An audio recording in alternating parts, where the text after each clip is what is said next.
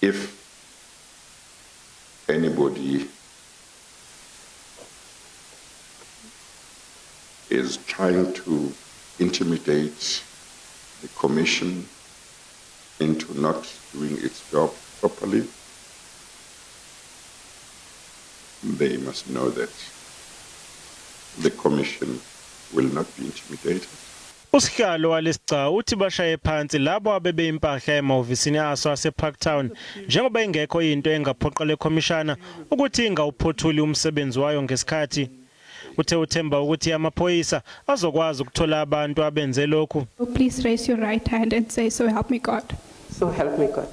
Namhlanje usomlomo wesishayamthetho sikazwelonke wethula ubufakazi mayelana neqhaza lePhalamende ekuqapheni ukusebenza kongqongqoshe.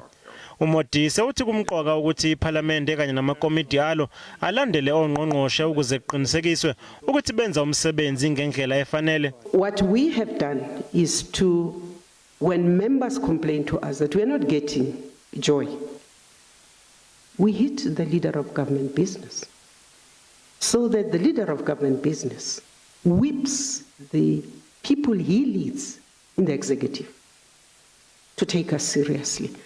Modise ubuzwe ukuthi kungani iPhalamende lalinda ukuthi kuphutshuke ama-emails omndeni wakwaGupta ukuze kuqale uphenyo. Sometimes when allegations come out, until they are investigated, you are not sure whether it is politicking or whether there are facts.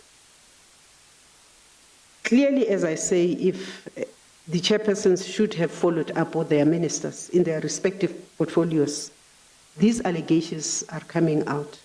What do you say?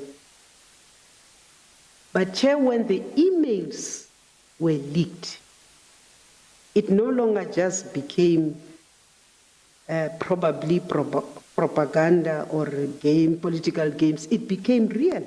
Lesigcawu siyaqhubeka kanti olindele ukuthi ethule ubufakazi usihlalo omkhandlu wezifundazwe iNCOP uAmos Masondo.